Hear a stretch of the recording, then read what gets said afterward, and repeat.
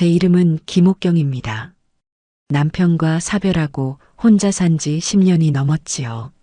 저에게는 평생을 바쳐 지은 2층짜리 단독주택이 있습니다. 이 집은 제 자부심이자 제 인생 그 자체였어요. 자식들 다 키워내고 남편 먼저 보낸 뒤 이 집은 저를 지켜주는 마지막 성체와도 같았습니다. 마당에 감나무를 돌보고 볕 좋은 거실에서 차를 마시는 것이 유일한 낙이었죠. 하지만 그 평화는 그리 오래가지 못했습니다. 제 하나뿐인 며느리 선아은이 그 평화를 조금씩 좀먹기 시작했으니까요. 일요일 점심 아들 내외가 집에 들르는 날은 이제 더 이상 반갑기만 한 날이 아니었습니다. 그날도 아침부터 갈비찜을 안 치고 잡채를 볶으며 분주하게 상을 차렸습니다. 아니나 다를까 현관문을 열고 들어서는 며느리의 표정부터가 평소와 달랐습니다. 오늘은 단단히 벼르고 왔구나 직감할 수 있었죠. 식탁에 앉자마자 며느리의 계산된 한숨이 시작되더군요. 어머님, 이 집은 아무리 봐도 너무 넓어요. 연세도 있으신데 혼자서 관리하시려면 얼마나 힘드세요. 계단 오르내리시는 것도 무릎에 안 좋고요. 나은이는 마치 저를 위하는 효부인 양 말했지만 그 눈은 집안 구석구석을 훑으며 값어치를 매기고 있었습니다. 제가 아무 말 없이 갈비찜을 아들 녀석 앞접시에 놔주자 나은이는 보란 듯이 휴대폰을 꺼내 무언가를 검색하기 시작했어요. 마치 제가 일부러 자기 말을 무시한다고 시위라도 하는 듯 했습니다. 어머 세상에. 저희 아파트 옆동에 새로 짓는 시니어 타운 광고 좀 보세요. 호텔처럼 식사 다 챙겨주지, 청소해주지, 의료 서비스까지 있대요. 커뮤니티 시설도 있어서 다른 어르신들이랑 그림도 그리고 노래도 배우고 얼마나 재미있겠어요. 어머님도 이제 이런 데서 편하게 지내셔야죠. 친구분들한테 자랑할 거리도 되고요. 그 애는 휴대폰 화면을 제 눈앞에 들이밀었습니다. 화면 속에는 고급스러운 시설과 활짝 웃는 노인들의 모습이 담겨 있었죠. 저를 위한다는 말로 포장했지만 실은 이 낡은 집에서 저를 치워버리고 싶다는 속내를 광고지로 가리는 것과 같았습니다. 나는 내 집이 편해. 모르는 사람들이랑 부대끼는 거 딱 질색이야.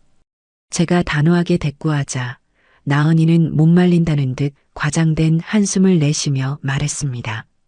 그 연극이 너무나 뻔해서 헛웃음이 나올 지경이었어요. 어머님은 고집이 너무 세세요. 태석 씨, 당신도 말 좀 해봐요. 어머님 건강 생각해서라도 이 집은 정리하는 게 맞지 않겠어요? 우리가 불효자식 소리 듣기 싫어서 그래요. 아들 태석이는 우물쭈물하며 제 눈치를 보다가 결국 아내의 편에 섰습니다. 제게는 그게 가장 큰 상처였죠. 낳은 말이 아주 틀린 건 아니잖아요, 엄마. 요즘 다들 아파트 살고 싶어 하니까. 이 집 팔고 작은 아파트로 가시면 남는 돈으로 노후 준비도 더 든든하게 하실 수 있고요. 저희도 마음이 편하고요. 너희 마음이 편하고 라는 말에 저는 가슴에 비수가 꽂히는 기분이었습니다. 내 노후 준비는 내가 알아서 한다. 너희는 너희 인생이나 잘 꾸려나가. 저희가 어머님 걱정돼서 드리는 말씀이잖아요. 나은이의 목소리가 살짝 높아졌습니다. 이제 슬슬 본색을 드러낼 참이었죠. 친구 영숙이네는 시부모님이 먼저 나서서 살던 집 팔아서 아들 사업 자금 보태줬다고 얼마나 자랑하는데요. 그 돈으로 사업 시작해서 지금은 사장님 소리 듣고 부모님한테 매달 용돈도 두둑하게 드린대요. 그게 진짜 서로 돕고 사는 거 아니에요? 요즘은 그렇게 하는 게 효도고 또 그렇게 받는 게 부모된 도리라고들 해요. 안 그래요, 태석 씨? 나은이는 아예 대놓고 본심을 드러내기 시작했습니다. 제 집을 팔아 아들의 사업 자금을 대라는 노골적인 요구였죠. 태석이는 아내가 대놓고 저를 압박하는데도 허허하고 어색하게 웃으며 갈비나 뜯고 있었습니다. 아니, 한술 더 떠 아내의 말을 거들기까지 했습니다. 영숙이네는 참 현명하네. 부모님이 자식 앞길을 터주시는 거니까. 하긴 요즘 세상에 이런 낡은 단독주택은 재산 가치도 점점 떨어질 텐데 제 속은 까맣게 타들어갔습니다. 아들에 대한 실망감과 며느리에 대한 분노가 목구멍까지 치밀어 올랐지만 저는 그저 말없이 밥만 씹어 넘겼습니다. 평생을 바쳐 지은 내 집이 이제는 아들 내외에게 처분해야 할 재산 목록1로 그들의 앞길을 가로막는 장애물이 되어버린 현실이 참담했습니다. 그날 점심은 모래알을 씹는 것처럼 서걱거렸습니다. 그리고 며칠 뒤 제 인생을 송두리째 바꿀 사건이 터지고야 말았습니다. 그날은 동네 안악들과 모여 김장을 담그는 날이었습니다. 온종일 수십 포기의 배추와 씨름하느라 허리가 끊어질 듯 아팠지만 창고에 가득 쌓인 김치통을 보니 마음만은 든든했죠. 고된 몸을 이끌고 집에 돌아와 따뜻한 물에 몸을 담그고 나오니 노곤함이 한꺼번에 몰려왔습니다. 그때 비밀번호 누르는 소리와 함께 며느리가 들어왔어요. 어머니, 김장하셨다면서요. 냄새가 여기까지 나네요. 저희도 좀 얻어갈까 하고요.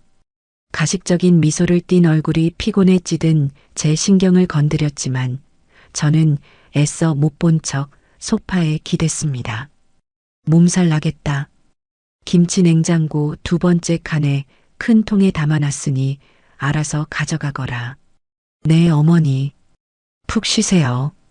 나은이는 익숙하게 부엌으로 가더니 달그락거리며 김치통을 꺼냈고 이내 친구와 통화를 하기 시작했습니다. 처음에는 목소리를 낮추는 듯 하더니 제가 잠이라도 든 줄 알았는지 점점 목소리가 커졌습니다. 그 대화 내용이 바로 옆에 있는 듯 생생하게 제 심장을 도려내듯 잔인하게 파고들었습니다. 응, 나 시댁이야. 김치 가지러 왔지. 아우, 말도 마. 김치 냄새에 쿰쿰한 냄새까지 집 전체에 찌들었어. 진짜 이런 낡은 집에 아직도 사는 거 보면 모르겠어? 고집만 세고 완전 답답해 죽겠다니까. 인테리어고 뭐고 그냥 구석기 시대 유물 같아. 저는 눈을 감은 채 미동도 하지 않았습니다. 심장이 차갑게 식어가는 것을 느꼈죠. 있잖아. 내가 진짜 기가 막힌 건 뭔지 알아? 우리 태석 씨가 이번에 괜찮은 사업 아이템을 찾았거든. 초기 자금만 있으면 대박 날 수 있는 건데 우리가 돈이 어디 있어. 그래서 내가 시어머니한테 넌지시집 팔자고 운을 띄웠는데 씨알도 안 먹히는 거 있지. 자기가 평생 일군 성체래나 뭐래나. 웃기지 않아? 그걸 추억이라고 부르는데 내가 보기엔 그냥 쓰레기 쌓아둔 거나 마찬가지거든. 완전 호더 수준이야, 호더. 며느리는 한술 더 떠 친구와 함께 깔깔 웃기까지 했습니다. 제 인생 전체가 조롱당하는 기분이었습니다. 그놈의 시어머니 집이 우리 인생의 족쇄야, 족쇄. 저 집만 없었어도, 아니, 저 집만 팔았어도 우리 태석 씨 벤츠 뽑고 나는 백화점 VIP 됐을 거야. 그 돈이면 우리의 유학도 보낼 수 있겠더라. 근데 저 낡은 집을 무슨 대단한 훈장처럼 끌어안고 팔지도 못하게 꽉 쥐고 있으니 우리가 뭘 할 수가 있어야지. 진짜 우리 앞길을 꽉 막고 있다니까. 아휴, 그냥 확 어떻게 됐으면 좋겠다. 족쇄. 그 한마디가 제 가슴에 불에 달군 인두처럼 지워지지 않을 낙인을 찍었습니다. 서운함, 분노, 배신감 같은 감정들이 폭풍처럼 휘몰아치다. 이내 놀랍도록 차갑고 고요하게 가라앉았습니다. 마치 모든 것이 선명해지는 기분이었어요. 그동안 저를 괴롭혔던 감정의 안개가 싹 걷히고 가야 할 길이 환하게 보였습니다.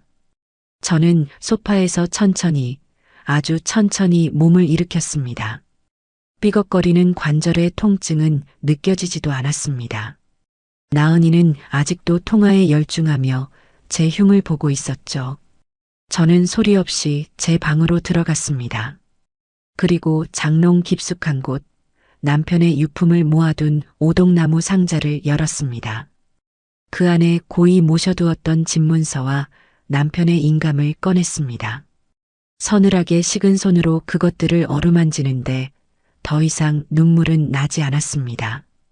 대신 입가에 얼음장처럼 차가운 미소가 걸리더군요. 그래, 나은아. 너의 소원 한번 들어주마. 그 지긋지긋한 족쇄, 이 어미가 직접 풀어주기로 마음먹었단다. 너희가 평생 후회하게 될 방식으로 말이야. 며느리의 통화를 엿들은 그날 밤, 저는 한숨도 자지 못했습니다. 잠을 자지 않은 것이 아니라 잘 필요가 없었지요. 배신감과 분노가 어느 지점을 넘어서자 정신이 놀랍도록 맑아졌습니다.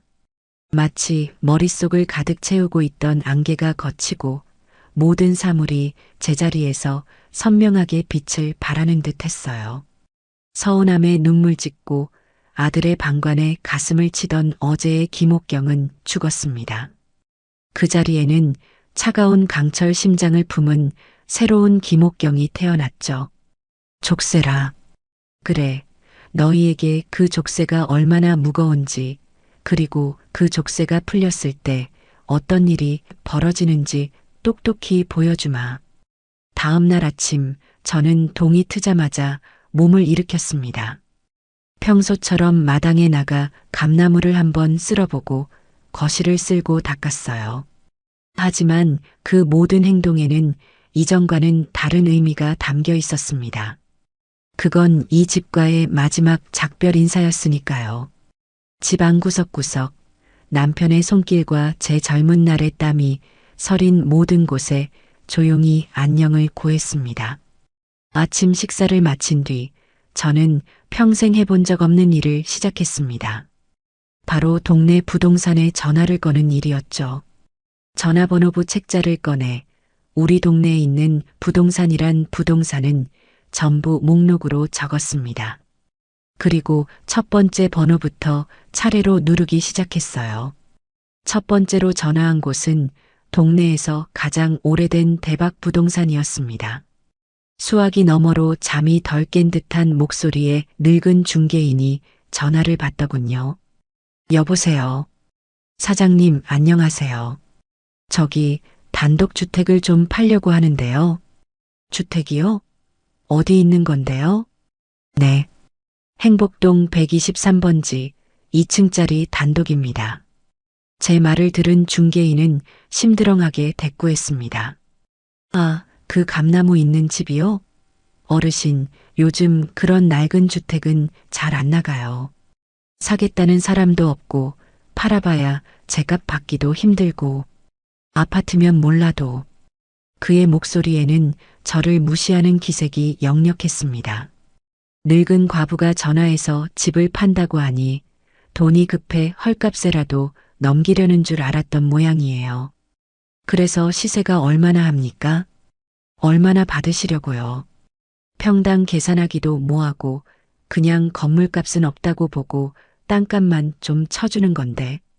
글쎄, 나중에 한번 들러는 볼게요. 그는 귀찮다는 듯이 전화를 끊었습니다. 저는 화가 나기보다는 오히려 웃음이 나왔어요. 세상이 나를, 내 집을 이렇게 보고 있구나. 그래, 한번 두고 보자. 저는 목록의 두 번째 부동산에 전화를 걸었습니다. 스피드 공인중개사.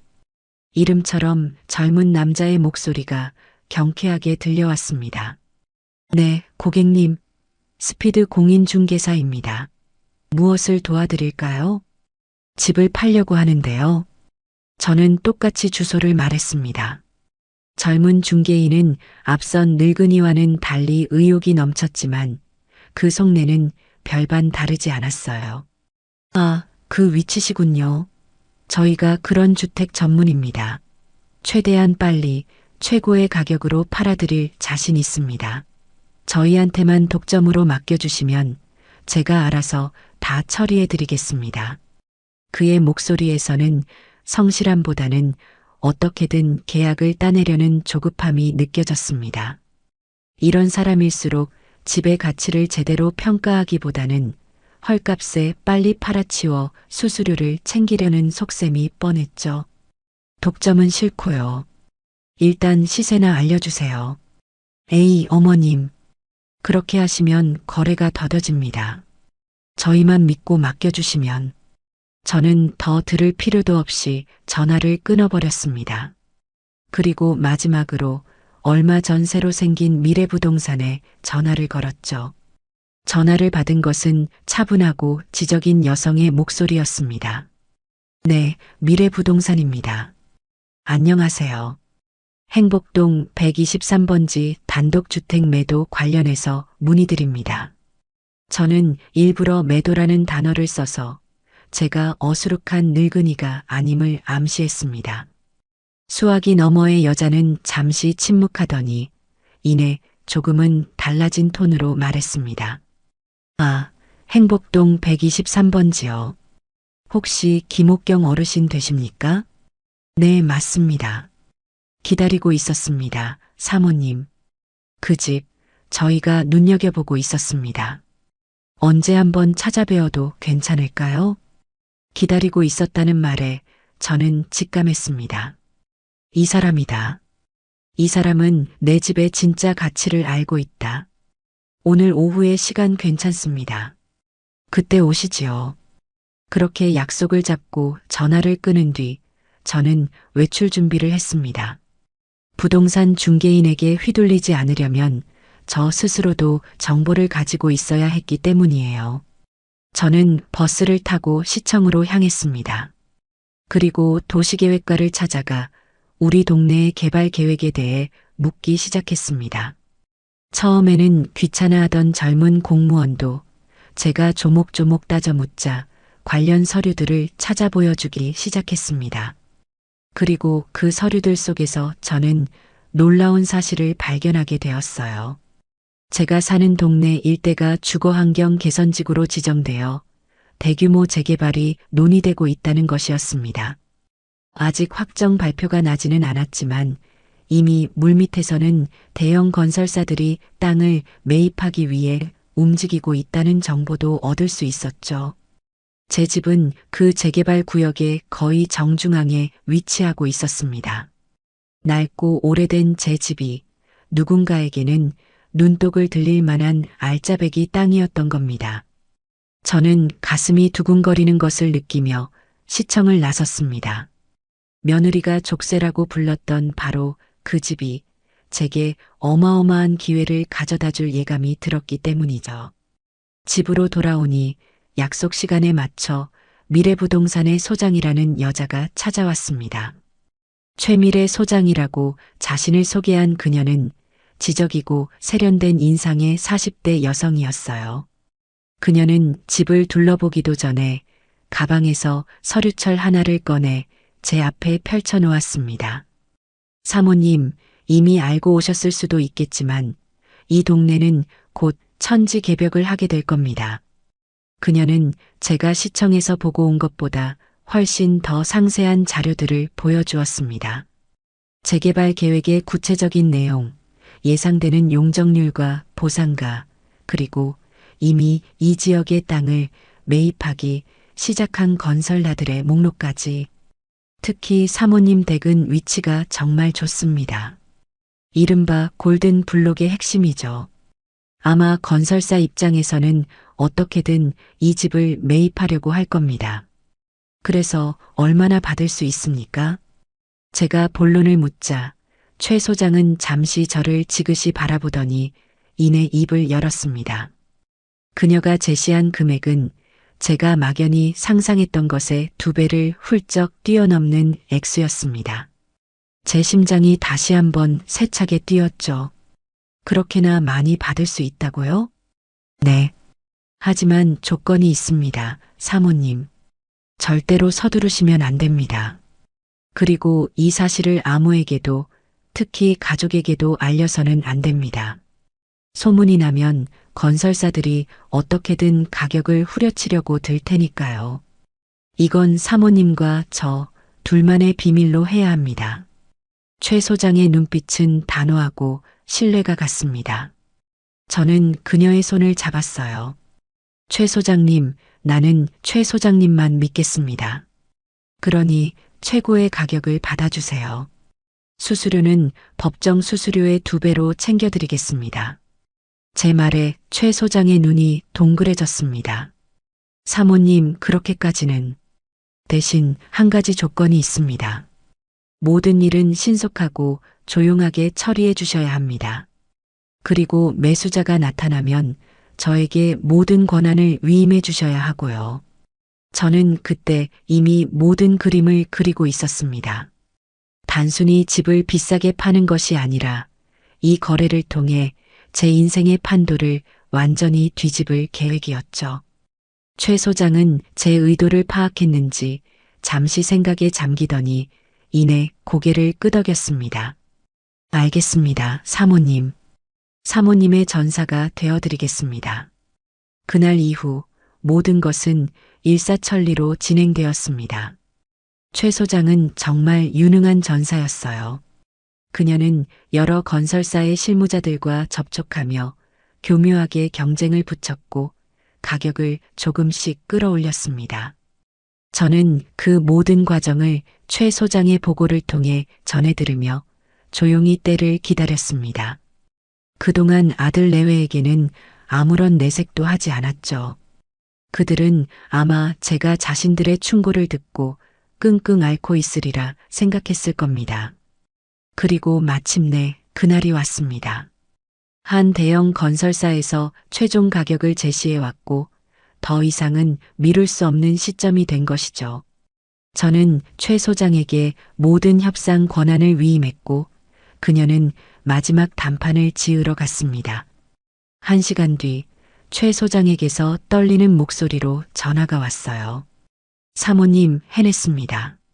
저희가 제시했던 최고 목표가에서 단 한 푼도 깎지 않고 계약하기로 했습니다. 저는 수화기를 든 채 창밖의 감나무를 말없이 바라보았습니다. 남편, 보고 있어? 당신이 남겨준 이 집이 당신 아내의 남은 인생을 그리고 우리 아들놈의 버르장머리를 통째로 바꿔놓을 것 같아. 계약서에 도장을 찍는 날 저는 제 인생에서 가장 좋은 옷을 꺼내 입었습니다. 남편이 살아있을 때 마지막으로 맞춰주었던 고운 한복이었죠. 부동산 사무실에 들어서자 건설사에서 나온 젊은 임원들과 최 소장이 저를 기다리고 있었습니다. 저는 조금의 떨림도 없이 수십 장에 달하는 계약서의 모든 조항을 꼼꼼히 읽어 내려갔습니다. 그리고 마지막 장에 제 이름 석자를 쓰고 남편의 인감을 꺼내 찍었죠. 도장이 서류에 찍히는 꾹 하는 소리가 제 새로운 인생의 시작을 알리는 축포 소리처럼 들렸습니다. 그날 저녁 저는 아들 태석이에게 전화를 걸었습니다. 태석아, 나다. 엄마. 웬일이야? 내일 저녁에 나은이랑 같이 집으로 오너라. 너희에게 할 말이 있다. 제 목소리가 평소와 달리 너무나 차분하고 단호했던 탓일까요? 태석이는 잠시 말을 잇지 못하다가 이내 알겠다고 대답했습니다. 아마 그들은 제가 드디어 집을 팔기로 결심했다고 생각했겠죠. 그리고 그 돈을 어떻게 쓸 것인지 의논하기 위해 부른다고 지레짐작했을 겁니다. 저는 수화기를 내려놓으며 차가운 미소를 지었습니다. 그래, 잔치는 이제부터 시작이야. 너희가 그토록 원하던 족쇄를 풀어준 기념으로 아주 성대한 파티를 열어주마. 평생 잊지 못할 파티를 말이다. 다음 날 저녁 약속한 시간이 되자 아들 내외가 초인종을 눌렀습니다. 현관문을 열자 한껏 멋을 낸 며느리 나은이와 어색한 미소를 띤 아들 태석이가 서 있었어요. 나은이의 손에는 평소에는 사오지도 않던 비싼 과일 바구니가 들려 있었죠. 그 모습이 어찌나 가증스럽던지 저는 속으로 코웃음을 쳤습니다. 이미 제 돈을 자기 돈처럼 쓸 생각에 신이 난 게 분명했어요. 어머니, 저희 왔어요. 어서 오너라. 저녁은 먹었니? 아니요, 어머니. 어머님이랑 같이 먹으려고요. 오늘은 저희가 맛있는 거 사왔어요. 나은이는 마치 큰 선심이라도 쓰는 듯 고급 일식집에서 포장해온 초밥 세트를 식탁 위에 올려놓았습니다. 평소 같았으면 아들 내외가 사온 음식을 보며 흐뭇해했겠지만 그날은 그 음식들이 마치 제 집을 팔아넘긴 대가로 바치는 재물처럼 느껴졌습니다. 나는 생각이 없으니 너희나 많이 먹어라. 저는 찬물을 내오며 덤덤하게 말했습니다. 제 반응이 예상과 달랐는지 두 사람은 잠시 머뭇거리다 어색하게 식탁에 앉았죠. 그들은 초밥을 몇 점 깨작거리며 제 눈치를 살폈습니다. 아마 제가 언제쯤 본론을 꺼낼지 애타게 기다리고 있었을 거예요. 저는 그들의 애간장을 좀 더 태우기로 마음먹었습니다. 일부러 날씨 이야기, 동네 사람들 이야기 같은 시시콜콜한 이야기들만 늘어놓았죠. 나은이의 얼굴이 점점 초조함으로 굳어가는 것을 감상하는 것은 꽤나 즐거운 일이었습니다. 한참의 시간이 흐르고 그들이 더 이상 참지 못할 때쯤이 되어서야 저는 찻잔을 내려놓으며 입을 열었습니다. 그래, 어제 전화로 말했던 본론을 이야기해야겠구나. 제 말에 두 사람의 등이 꼿꼿하게 펴지는 것이 느껴졌습니다. 저는 최대한 천천히 그리고 담담한 목소리로 폭탄을 터뜨렸습니다. 나 이 집 팔았다. 예상했던 말이었음에도 두 사람은 잠시 숨을 멈췄습니다. 곧이어 나은이의 얼굴에 숨길 수 없는 희색이 번개처럼 스쳐 지나갔어요. 그녀는 황급히 표정을 관리하며 걱정스러운 목소리로 말했습니다. 어머니, 정말요? 잘 생각하셨어요. 아이고, 그동안 얼마나 힘드셨어요. 진작 저희랑 상의하시지. 그래서 계약은 잘 하셨고요. 돈은 언제 받으신대요? 며느리는 한 번에 수십 가지 질문을 쏟아냈습니다. 그 모든 질문의 핵심은 결국 돈이었죠. 아들 태석이도 안도의 한숨을 내쉬며 거들었습니다. 엄마, 정말 고생 많았어. 이제 무거운 짐 내려놨으니 우리랑 같이 아파트로 가자. 우리 집 바로 아래층에 작은 평수 나온 거 있던데 내가 알아볼게. 그들은 이미 모든 계획을 세워두었던 겁니다. 제가 집을 판 돈으로 자기들 아파트 아래층에 저를 위한 작은 집을 얻어주고 남는 막대한 돈은 자기들이 관리하겠다는 심산이었죠. 나은이는 이미 그 돈으로 무엇을 할지 행복한 상상에 빠져 있는 듯 보였습니다. 맞아요, 어머님. 이제 저희랑 같이 살아요. 저희가 아침 저녁으로 잘 모실게요. 그리고 남는 돈은 태석 씨 사업 자금에 보태면 정말 좋겠어요. 태석 씨, 당신 사업만 잘 되면 우리 어머님 호강시켜 드릴 수 있잖아. 그렇죠? 저는 팔짱을 낀 채 두 사람이 신나게 떠들어대는 모습을 말없이 지켜보았습니다. 마치 한 편의 저질 코미디를 보는 기분이었죠. 그들의 탐욕이 최고조에 달했을 때 저는 두 번째 폭탄을 터뜨렸습니다. 아니, 너희랑 같이 살 생각 없다. 제 단호한 말에 두 사람의 웃음소리가 뚝 그쳤습니다. 나은이가 당황한 목소리로 물었죠. 네, 그럼요. 어머님, 그럼 어디서 지내시려고요? 설마 그 돈 전부 들고 혼자 사시겠다는 건 아니죠? 위험해요. 돈이 위험하다는 건지 제가 위험하다는 건지 모를 말이었습니다. 저는 빙그레 웃으며 미리 준비해둔 서류 봉투를 테이블 위로 쓱 밀었습니다. 나도 이사했다. 오늘 잔금 치르고 바로 계약했지. 태석이가 떨리는 손으로 봉투를 열었습니다. 그 안에는 두툼한 아파트 매매 계약서가 들어 있었죠. 계약서를 확인한 태석이의 얼굴이 하얗게 질렸습니다. 나은이는 그 계약서를 낚아채듯 빼앗아 들고는 그 내용을 확인하고 비명 같은 소리를 질렀어요. 이게 뭐예요? 세상에. 어머님 미치셨어요? 어떻게 이런 데를 계약해요? 제가 새로 이사간 곳은 바로 아들 내외가 살고 있는 최고급 주상복합 아파트였습니다. 심지어 그들의 집보다 더 넓은 평수, 한강이 정면으로 보이는 로열층이었죠. 매매가에 찍힌 영의 개수를 세어보던 나은이의 손이 부들부들 떨렸습니다. 그녀는 집을 판 돈의 절반 이상이 이미 이 아파트를 사는데 쓰였다는 사실을 깨달은 겁니다.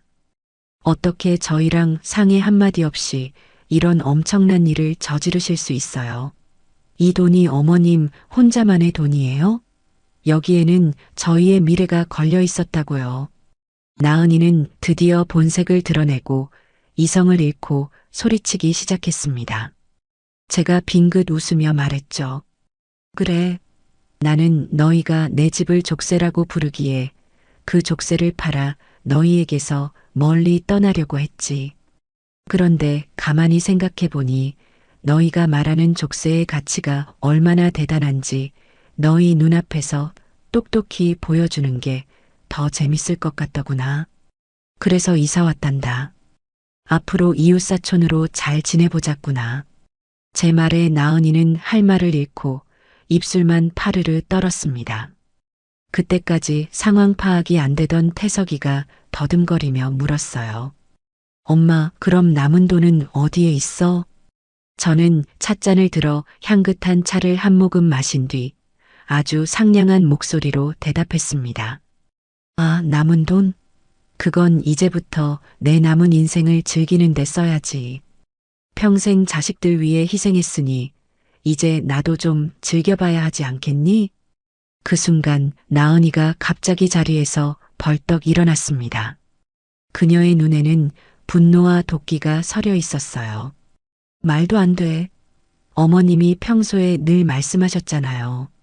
이 집 다 너희 줄 거라고. 태석 씨한테 다 물려줄 거라고. 동네 사람들, 친척들 다 들었어요. 이거 명백한 구두 약속 위반이에요. 법적으로 문제 삼을 수 있다고요. 어디서 어설프게 주어들은 법률 용어를 쓰며 저를 협박하기 시작하더군요.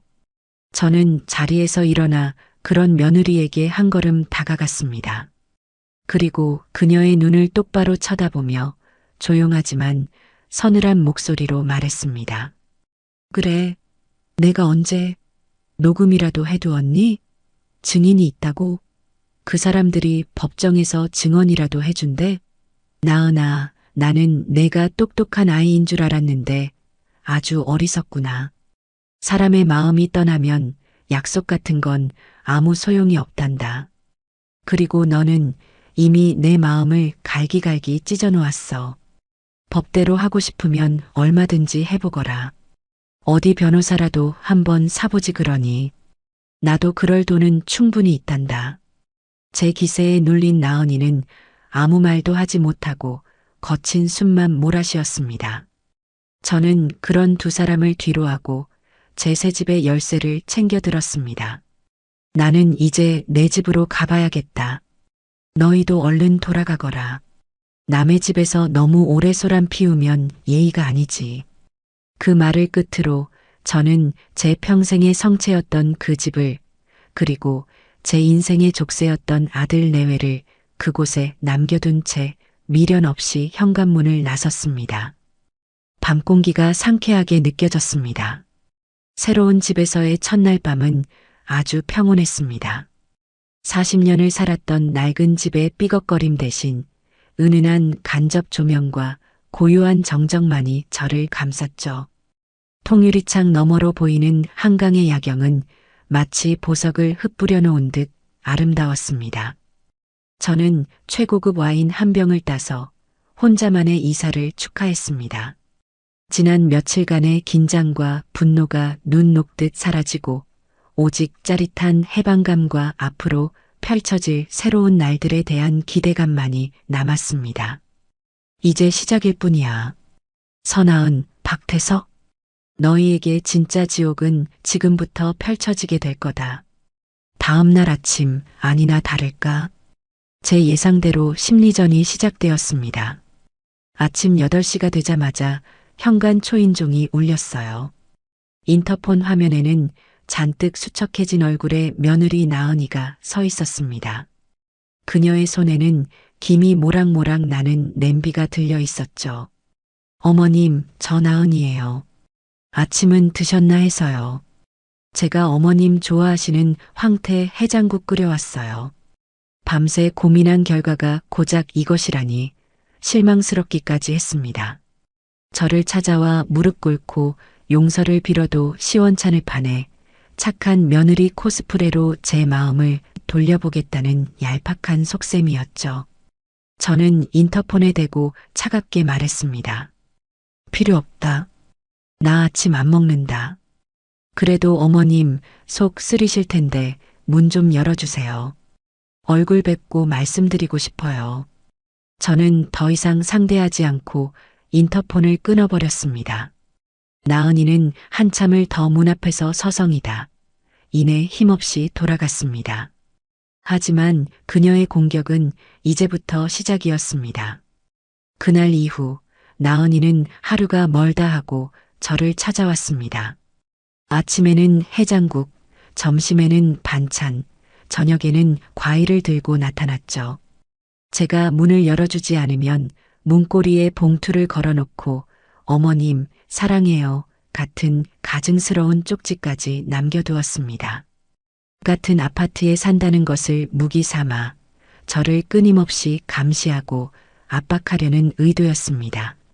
하지만 저는 그런 얄팍한 수에 놀아날 사람이 아니었죠. 저는 나은이의 공격을 역이용하기로 마음먹었습니다. 우선 저는 아파트 단지 내에서 가장 비싼 입주민 전용 피트니스와 스파의 연간 회원권을 끊었습니다. 그리고 매일 아침 나은이가 찾아올 시간보다 먼저 집을 나서 운동을 하러 갔죠. 땀을 흠뻑 흘리며 러닝머신을 뛰고 뜨거운 사우나에서 몸을 풀고 나면 기분까지 상쾌해졌습니다. 어느 날 아침 운동을 마치고 돌아오는 엘리베이터 앞에서 나은이와 마주쳤습니다. 그녀는 또다시 보온병을 들고 있었죠.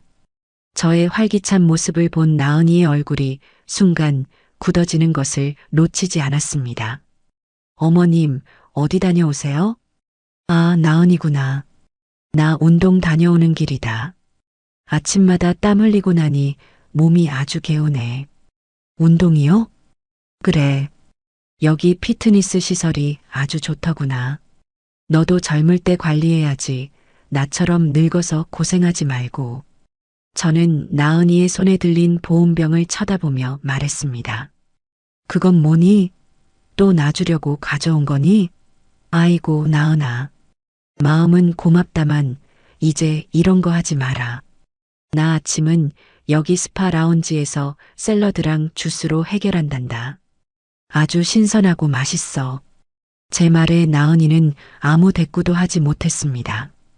자신이 공들여 만든 해장국이 제가 아침 식사로 먹는다는 샐러드보다 초라하게 느껴졌을 테니까요. 저는 한술 더 떠 그녀의 어깨를 두드리며 말했습니다. 그리고 매번 음식 해오느라 힘들지? 그럴 필요 없다. 나 어제 가사관리 서비스도 신청했단다. 일주일에 3번씩 오셔서 청소부터 빨래, 식사 준비까지 다 해주시기로 했어. 아주 편하고 좋더구나. 너도 힘들게 일하는데 시험이 수발까지 들게 할 수는 없지. 이것은 나은이에게 보내는 명백한 경고였습니다. 너의 가식적인 수발 따위는 필요 없다. 나는 너 없이도, 아니, 너보다 훨씬 더 윤택하고 품격 있는 삶을 살 수 있다. 나은이는 자존심에 큰 상처를 입은 듯 얼굴이 울그락불그락해졌습니다. 며칠간 나은이의 발길이 뜸해졌습니다. 제 작전이 먹혀든 것이죠. 하지만 그 평화는 오래가지 않았습니다. 어느 날 밤 거실에서 와인을 마시며 야경을 감상하고 있는데 바로 옆동인 아들 내외의 집 발코니에서 희미한 불빛과 함께 아들 태석이의 목소리가 들려왔습니다. 처음에는 그냥 부부 싸움이라도 하나보다 하고 무시하려 했죠. 하지만 목소리가 심상치 않았습니다. 저는 소리 없이 제 발코니로 나가 어둠 속에 몸을 숨겼습니다. 태석이는 누군가와 다급하게 통화하고 있었어요. 사장님, 정말 죄송합니다. 제가 어떻게든 이번 주 안으로는 더 이상은 안 된다고요? 제발 한 번만 더 기회를 주십시오. 아들의 목소리는 공포에 질려 애원하고 있었습니다. 저는 심장이 철렁 내려앉는 것을 느꼈습니다. 아닙니다. 절대 떼먹으려는 거 아닙니다. 제가 어떻게든 마련하겠습니다. 이자라도 먼저 이자가 문제가 아니라고요? 마지막 날짜, 이번 주 금요일까지입니다. 만약 그때까지 해결 못하면 집으로 찾아오신다고요? 알겠습니다. 사장님, 어떻게든 해보겠습니다. 전화를 끊은 태석이는 발코니 난간에 기댄 채 한동안 미동도 하지 않았습니다. 그의 어깨가 가늘게 떨리고 있었죠. 저는 그 모습을 숨죽여 지켜보며 모든 퍼즐 조각이 맞춰지는 것을 느꼈습니다. 아들 내외가 그토록 제 집을 팔라고 닥달했던 진짜 이유. 그것은 단순히 더 좋은 차, 더 좋은 가방을 사기 위한 탐욕 때문만이 아니었습니다. 아들 녀석에게 며느리도 모르는 거액의 빚이 있었던 겁니다. 그리고 이제 그 빚이 아들의 목을 조여오고 있는 것이었죠. 저는 차갑게 식은 와인잔을 움켜쥐었습니다. 그래, 이제 게임의 두 번째 라운드를 시작할 때가 되었구나. 이번에는 내가 너희에게 먼저 찾아가 주마. 며느리 나은이의 착한 이웃 작전이 제 품격 있는 철벽에 막혀버리자 그녀는 다음 단계로 넘어갔습니다. 예상했던 대로였죠. 동정심을 유발하고 저를 파렴치 안으로 몰아가는 가장 고전적이고도 악랄한 방법. 바로 여론전이었습니다. 그 시작은 제가 전혀 예상치 못한 곳에서 감지되었어요. 입주민 전용 피트니스에서 운동을 마치고 라운지에서 차를 마시고 있는데 평소 안면이 있던 다른 입주민들이 저를 보며 수군거리는 것이 느껴졌습니다. 이전의 부러움과 존경이 담겼던 시선과는 다른 어딘가 모르게 저를 비난하고 동정하는 듯한 눈빛이었죠. 그중 가장 말이 많기로 소문난 5층의 박 여사가 제게 다가와 보란 듯이 혀를 차며 말을 걸었습니다. 어머, 옥경 씨. 요즘 마음고생이 심하겠어. 얼굴이 반쪽이 됐네. 무슨 말씀이신지 모르겠네요. 박 여사님. 저는 요즘 아주 잘 지냅니다. 아이고, 다 들었는데 뭘 그래. 아들 내외가 그렇게 싹싹하고 훌륭하던데 어떻게 하루아침에 내쫓다시피 할 수가 있어. 자식 키워봐야 다 소용없다더니 딱 그 짝이네. 그래도 그렇지, 하나뿐인 아들인데. 그녀의 말에 저는 모든 상황을 파악할 수 있었습니다. 며느리 나은이가 아파트 커뮤니티에 그리고 아마도 친척들에게 눈물 섞인 거짓말로 저를 자식을 내쫓고 돈만 밝히는 독한 늙은이로 둔갑시켜 놓은 것이 분명했습니다. 저는 박 여사의 가식적인 위로에 옅은 미소로 화답했습니다. 박 여사님, 남의 집안일에 대해 전부 아는 것처럼 말씀하시는 건 예의가 아닌 것 같네요. 그리고 저는 자식을 내쫓은 적이 없습니다. 스스로 독립할 수 있도록 도와준 것뿐이지요.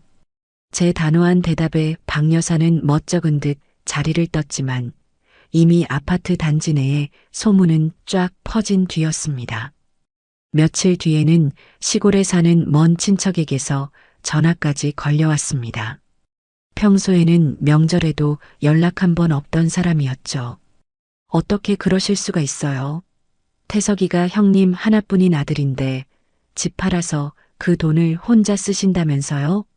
나은이 말 들어보니까 애들이 길거리에 나앉게 생겼다던데 너무 매정하신 거 아닙니까? 저는 그 전화를 묵묵히 들었습니다. 그리고는 차분하게 말했죠. 제 사정에 대해 뭘 아신다고 그렇게 언성을 높이시는지요. 태석이와 나은이는 길거리에 나앉지 않았습니다. 멀쩡히 자기들 집에 잘 살고 있으니 그런 헛소문은 믿지 마시지요. 전화를 끊고 나니 분노보다도 헛웃음이 나왔습니다. 서나은이라는 아이의 연기력이 이 정도일 줄이야. 자신을 비련의 여주인공으로 저를 희대의 악녀로 만드는데 아주 탁월한 재능이 있었습니다. 저는 이 거짓의 거미줄을 어떻게 걷어내야 할지 고민했습니다. 제가 일일이 해명하고 다니는 것은 모양새도 우습고 오히려 소문을 키우는 꼴이 될 수 있었죠. 그때 제게 구원과도 같은 전화 한 통이 걸려왔습니다. 바로 태석이의 고모, 제 손아래 시누이인 박서현이었습니다. 서연이는 남편이 살아있을 때부터 저와 친자매처럼 가깝게 지냈고 누구보다 현명하고 사리분별이 빠른 사람이었죠. 언니, 저 서연이에요. 몸은 좀 어떠세요? 시누이의 목소리는 다른 친척들과 달랐습니다. 저를 비난하거나 다그치지 않고 그저 제 안부를 물었죠. 괜찮아. 무슨 일 있니? 언니, 지금 집안이 언니 얘기로 시끄러워요. 나은이가 여기저기 전화해서 울고불고 난리도 아니에요. 언니가 집 팔아서 자기들을 내쫓았다고, 이제 어떻게 살아야 할지 막막하다고. 대체 무슨 일이 있었는지 언니 입으로 직접 듣고 싶어서 전화했어요. 저는 잠시 숨을 고른 뒤 시누이에게 모든 것을 털어놓았습니다.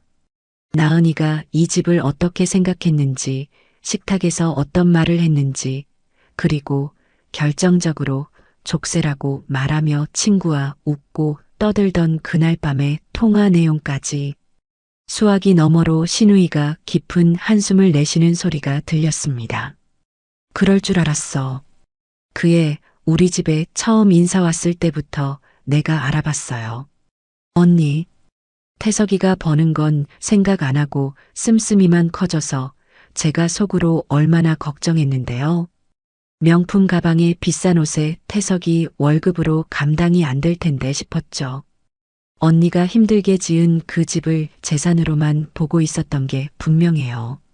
시누이는 제 편이었습니다. 그녀는 오히려 저를 위로하며 나은이의 과거 행적들에 대해 이야기해 주었습니다. 명절에 와서도 손 하나 까딱 안 하고 시어머니를 부엌대기처럼 부리려 했던 일, 친척들 앞에서 태석이의 능력을 깎아내리며 자기 집안 자랑만 늘어놓았던 일 등. 시누이의 말을 들으니 저만 그렇게 느꼈던 게 아니라는 생각에 위안이 되면서도 동시에 분노가 치밀었습니다. 언니, 너무 속상해하지 마세요. 언니가 얼마나 고생해서 그 집 지키고 살아왔는지 우리 식구들은 다 알아요. 제가 다른 식구들한테는 똑바로 얘기해 놓을게요. 나은이 그 가증스러운 애한테 휘둘리지 않도록요. 언니는 언니 인생 사세요. 이제라도 그렇게 하셔서 제가 다 속이 시원해요. 시누이와의 통화는 제게 큰 힘이 되었습니다. 진실을 알아주는 단 한 사람만 있어도 세상의 모든 오해와 맞설 용기가 생기는 법이니까요. 며느리의 비열한 여론전은 그렇게 현명한 시누이의 참전으로 인해 어이없이 막을 내렸습니다. 하지만 진짜 위기는 다른 곳에서 모습을 드러내고 있었습니다. 아들의 빚 문제는 제가 생각했던 것보다 훨씬 더 심각한 듯 했어요. 며칠 뒤 저는 외출했다가 아파트로 돌아오는 길이었습니다. 지하 주차장으로 들어서는 순간 아들 태석이의 차 주변을 낯선 사내가 서성이고 있는 것을 발견했습니다. 값싼 양복에 어울리지 않는 금목걸이, 험악한 인상. 한눈에 봐도 평범한 사람은 아니었죠. 그는 초조하게 담배를 태우며 계속해서 손목시계를 들여다보고 있었습니다. 저는 차를 최대한 멀리 대고 기둥 뒤에 숨어 그를 지켜보았습니다. 심장이 불안하게 뛰기 시작했죠. 잠시 후 태석이가 어두운 얼굴로 엘리베이터에서 내렸습니다. 사내는 기다렸다는 듯이 담배를 바닥에 비벼 끄고 태석이에게 다가갔어요. 멀어서 대화 내용은 들리지 않았지만 분위기는 살벌하기 그지없었습니다. 사내는 태석이의 멱살을 잡고 거칠게 벽으로 밀쳤습니다. 태석이는 저항 한 번 못하고 고개를 숙인 채 무언가 변명을 하는 듯 보였어요. 사내는 그런 태석이를 비웃으며 그의 뺨을 가볍게 툭툭 쳤습니다. 그 모욕적인 행동에 제 피가 거꾸로 솟는 것 같았죠. 태석이는 주머니에서 돈 봉투를 꺼내 사내에게 건넸습니다. 하지만 사내는 그 봉투를 받아들자마자 내용물을 확인하고는 그대로 바닥에 내동댕이 쳤습니다. 고작 이걸 가져왔냐는 듯한 경멸의 제스처였죠. 사내는 태석이의 귓가에 대고 무언가 나지막이 속삭였습니다. 그러자 태석이의 얼굴이 공포로 새하얗게 질리는 것이 어둠 속에서도 선명하게 보였습니다. 사내는 마지막으로 태석이의 가슴을 손가락으로 강하게 찌르고는 유유히 주차장을 빠져나갔습니다. 태석이는 그 자리에 한참을 더 주저앉아 있다가 바닥에 떨어진 돈 봉투를 주워들고 망연자실한 표정으로 차에 기댔습니다. 저는 그 모든 광경을 숨죽여 지켜보았습니다. 아들에 대한 분노와 실망감은 어느새 아들의 신변에 대한 차가운 공포로 변해 있었습니다. 저 사내는 분명 사채업자일 겁니다. 그리고 이제 그들의 위협은 단순한 독촉을 넘어 물리적인 폭력으로 번지고 있었죠. 이대로 두었다가는 정말 큰일이 날지도 모른다는 위기감이 제 온몸을 덮쳤습니다. 며느리의 가증스러운 연극 따위는 이제 아무 문제도 아니었습니다. 제 눈앞에는 벼랑 끝에 서서 추락하기 일보 직전인 아들의 위태로운 모습이 있었으니까요. 그날 밤 저는 잠을 이룰 수 없었습니다. 지하 주차장에서 보았던 광경이 눈앞에서 떠나지 않았기 때문이에요. 멱살을 잡힌 채 공포에 질려있던 아들의 얼굴, 경멸적으로 돈 봉투를 내던지던 사채업자의 모습. 저는 아들이 밉고 원망스러웠지만 동시에 그 아이의 어미였습니다. 자식이 벼랑 끝에 서 있는 것을 보고만 있을 수는 없었죠. 하지만 섣불리 나설 수도 없었습니다.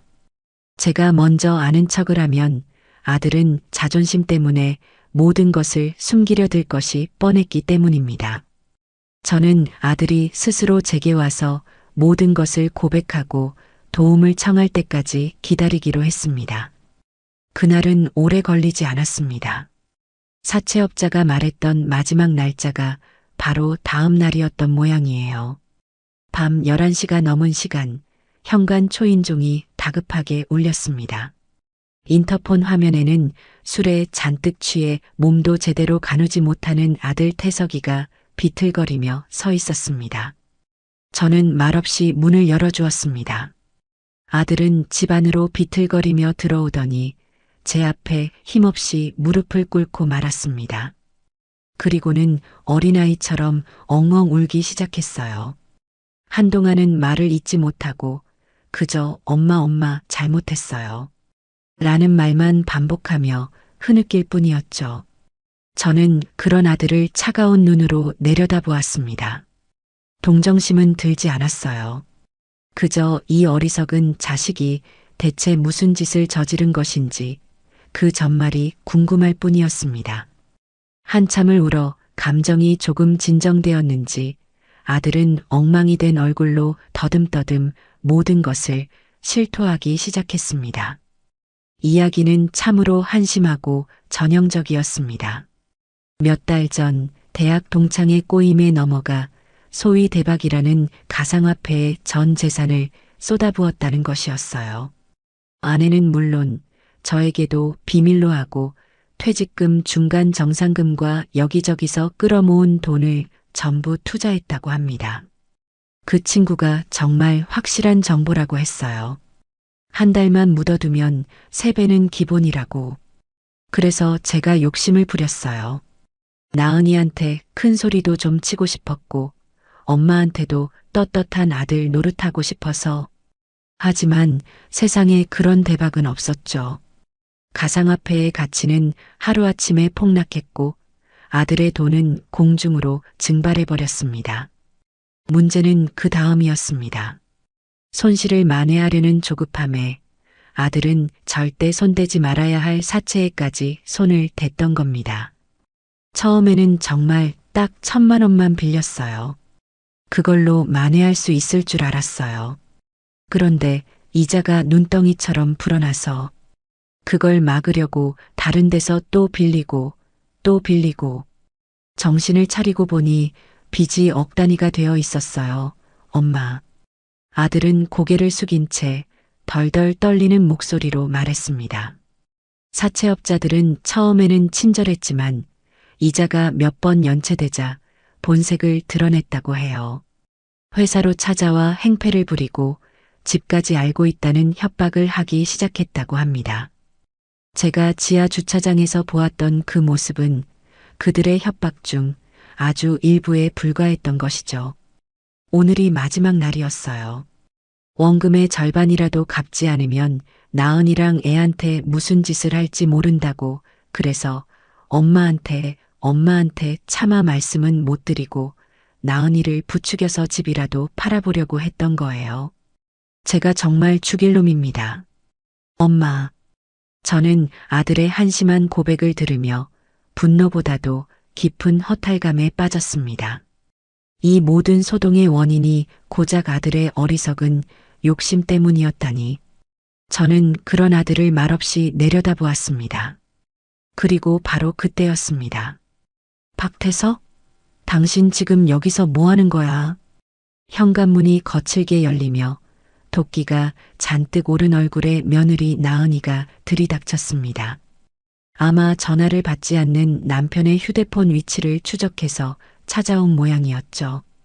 그녀는 무릎을 꿇고 있는 남편과 그를 차갑게 내려다보는 저를 번갈아 보더니 상황을 파악하고 비명을 질렀습니다. 당신 설마 어머님한테 돈 얘기하려고 온 거야? 내 허락도 없이? 우리가 어떤 계획을 세웠는데 당신 멋대로. 나은이는 아직 사태의 심각성을 전혀 모르고 있었습니다. 그녀의 머릿속에는 오직 시어머니의 집을 팔아 생긴 돈을 어떻게 차지할 것인가 하는 생각뿐이었죠. 하지만 아들의 다음 한마디가 그 모든 환상을 산산조각 냈습니다. 여보 미안해. 사실 나 빚이 있어. 아주 많이. 빚이라니 그게 무슨 소리야? 저는 두 사람의 대화를 말없이 지켜보았습니다. 이제 곧 저들이 쌓아 올린 거짓과 탐욕의 성이 무너져 내릴 순간이었습니다. 태석이는 아내의 추궁에 제게 했던 고백을 다시 한번 되풀이했습니다. 가상화폐 투자 실패, 눈덩이처럼 불어난 사채, 그리고 오늘이 마지막 날이라는 사실까지. 나은이는 남편의 말을 듣는 내내 믿을 수 없다는 표정으로 뒷걸음질 쳤습니다. 모든 고백이 끝났을 때 나은이는 잠시 아무 말도 하지 않았습니다. 그러더니 갑자기 미친 사람처럼 웃기 시작했어요. 그래서 나를 부추겨서 어머님 집을 팔게 만들려고 했던 거야? 당신 빚 갚으려고? 나한테는 사업 자금이라고, 우리 미래를 위한 거라고 거짓말을 하고. 나은이의 웃음소리가 그치자 무서운 분노가 그 자리를 대신했습니다. 그녀는 짐승처럼 울부짖으며 태석이에게 달려들었습니다. 이 미친 인간아, 당신이 어떻게 나한테 이럴 수가 있어. 내가 당신 믿고 저 시어머니 비위 맞춰가면서 이 집 팔게 만들려고 얼마나 노력했는데 그게 전부 당신 빚 때문이었다고? 나은이는 태석이의 뺨을 때리고 가슴을 주먹으로 치며 울부짖었습니다. 태석이는 그런 아내의 공격을 속수무책으로 막고만 있었죠. 그들의 완벽했던 공모관계는 그렇게 서로를 핥히고 물어뜯는 추악한 이전투구로 처참하게 무너져 내렸습니다. 제 최고급 아파트의 대리석 바닥 위에서 그들은 서로의 거짓말과 탐욕을 비난하며 뒹굴었습니다. 저는 그 광경을 소파에 앉아 팔짱을 낀 채 무표정하게 지켜보았습니다. 한참의 시간이 흐르고 두 사람이 지쳐서 더 이상 소리 지를 기력도 남아있지 않게 되었을 때 저는 조용히 자리에서 일어났습니다. 그리고 울음과 거친 숨소리로 가득 찬 거실에 제 목소리가 얼음처럼 차갑게 울려 퍼졌습니다. 이제 그만들 하지. 제 목소리에 두 사람은 약속이라도 한 듯 움직임을 멈추고 저를 바라보았습니다. 저는 그런 그들에게 천천히 다가가 제 인생에서 가장 중요한 선언을 했습니다. 도와주마. 그 한마디에 두 사람의 눈이 희망으로 흔들렸습니다. 하지만 저는 그 희망을 곧바로 절망으로 바꿔놓았죠. 단 조건이 있다. 저는 그 조건이 무엇인지는 말해주지 않았습니다. 대신 완전히 무너져 내린 두 사람을 내려다보며 제안 아닌 제안을 했습니다. 내일 다시 와라. 너희의 남은 인생을 통째로 내게 맡길 각오. 내가 기라면 기고 짖으라면 짖을 각오가 되어 있다면 가서 둘이 밤새 상의해봐. 너희의 구차한 자존심 따위가 너희 목숨값보다 더 중요한지, 그럴 가치가 있는지. 저는 그 말을 남기고 안방으로 들어가 문을 잠갔습니다. 문 밖에서 두 사람이 한참을 더 흐느끼는 소리가 들려왔지만 저는 눈 하나 깜짝하지 않았습니다. 게임의 주도권은 이제 완벽하게 제게로 넘어왔으니까요. 다음 날 오후 저는 거실 소파에 앉아 느긋하게 차를 마시고 있었습니다. 제 옆에는 어제 미리 연락해둔 변호사가 앉아 있었죠. 최미래 소장이 소개해준 기업 분쟁 전문의 베테랑 변호사였습니다. 잠시 후 현관 초인종이 울렸습니다. 저는 변호사와 눈빛을 교환한 뒤 문을 열어주었죠. 문 앞에는 밤새 한숨도 자지 못한 듯 퀭한 얼굴의 아들 내외가 서 있었습니다. 그들의 얼굴에는 더 이상 분노나 도끼는 찾아볼 수 없었어요. 오직 모든 것을 포기한 자의 깊은 절망과 체념만이 남아있을 뿐이었습니다. 들어오너라. 두 사람은 죄인처럼 고개를 숙인 채 제 집으로 들어섰습니다. 거실에 저와 함께 앉아있는 변호사를 보고 잠시 당황하는 듯 했지만 이내 말없이 제 앞에 와서 무릎을 꿇었습니다. 어제의 그 요란했던 부부싸움이 무색하게 두 사람은 마치 한 몸처럼 움직였죠. 어머니, 저희가 잘못했습니다. 어머니 말씀대로 뭐든지 하겠습니다. 제발 저희 좀 살려주세요. 아들 태석이가 떨리는 목소리로 말했습니다. 저는 대답 대신 옆에 앉은 변호사에게 눈짓을 보냈습니다. 변호사는 준비해온 서류 가방을 열어 두툼한 계약서 두 부를 꺼내 테이블 위에 올려놓았습니다. 이게 무엇인지 설명해 드리겠습니다. 변호사는 냉철한 목소리로 계약서의 제목을 읽었습니다. 박태석, 서나은 씨를 대상으로 하는 특별생활관리 및 채무 변제 대리 계약서입니다. 아들 내외는 그 생소한 이름의 계약서가 무엇인지 이해하지 못하고 어리둥절한 표정으로 변호사를 바라보았습니다. 변호사는 안경을 고쳤으며 계약서의 조항들을 하나씩 아주 천천히 읽어 내려가기 시작했습니다. 제1조. 본 계약은 채무자 박태석 씨의 사채 빚 전액을 채권자 김옥경 씨가 대리 변제하는 조건으로 체결한다. 제2조. 대리 변제의 조건으로 박태석 씨와 그의 배우자 서나은 씨는 향후 2년간 모든 경제적 권리를 채권자 김옥경 씨에게 위임한다. 제3조. 세부 조항은 다음과 같다. 첫째, 박태석, 서나은 씨 명의의 모든 신용카드 및 체크카드는 계약 즉시 해지한다. 둘째, 두 사람의 모든 급여는 김옥경 씨 명의의 지정 계좌로 자동 이체된다. 셋째, 김옥경 씨는 두 사람에게 매주 월요일 정해진 생활비만을 지급하며 두 사람은 그 금액 안에서만 생활해야 한다. 넷째, 두 사람은 모든 지출 내역을 증빙 서류와 함께 매주 일요일 저녁까지 김옥경 씨에게 보고해야 한다. 변호사가 조항들을 읽어 내려갈수록 아들 내외의 얼굴은 점점 더 하얗게 질려갔습니다. 그것은 계약서가 아니었습니다. 사실상의 노예 문서였죠. 그들의 경제적 자유를 완벽하게 박탈하고 저의 통제하에 두겠다는 선언이었습니다. 마지막으로 제7조입니다. 만약 두 사람 중 한 명이라도 본 계약의 조항을 위반할 시 김옥경 씨는 즉시 채무 변제 대리를 중단하며 박태석 씨에게 변제한 원금 전액의 법정 최고 이율을 적용하여 즉시 상환을 청구할 수 있다. 모든 조항을 다 읽은 변호사는 계약서를 그들 앞으로 밀었습니다. 동의하시면 여기에 서명 날인하시면 됩니다. 두 사람은 한동안 아무 말도 하지 못했습니다.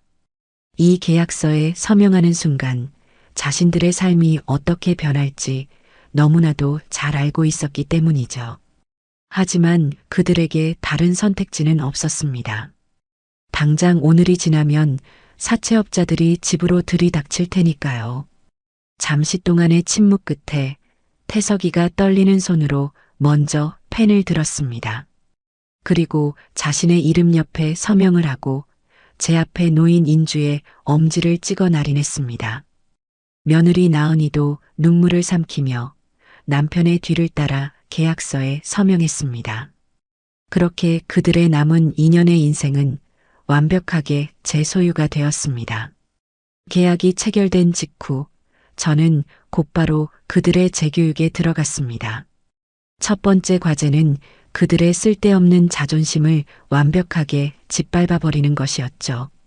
저는 나은이에게 휴대폰을 건네며 말했습니다. 지금부터 너에게 거짓 소문을 들었던 모든 친척들에게 전화를 걸어라. 그리고 너의 입으로 직접 거짓말을 했다고 사과하거라. 나은이는 믿을 수 없다는 표정으로 저를 바라보았습니다. 어머니, 꼭 그렇게까지 하셔야겠어요? 싫으냐? 그럼 계약은 지금 바로 파기다.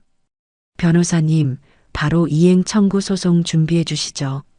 제 말에 옆에 있던 변호사가 서류 가방을 여는 신용을 하자 나은이는 기겁하며 휴대폰을 붙잡았습니다. 그리고는 떨리는 손으로 첫 번째 번호, 바로 신우이인 서연이의 번호를 눌렀습니다. 여보세요? 고모님, 저 나은이에요. 나은이는 스피커폰으로 설정된 전화기 너머로 들려오는 신우이의 차가운 목소리에 몸을 움츠렸습니다. 저는 그녀의 옆에 앉아 그녀가 똑바로 사과하는지 지켜보았습니다.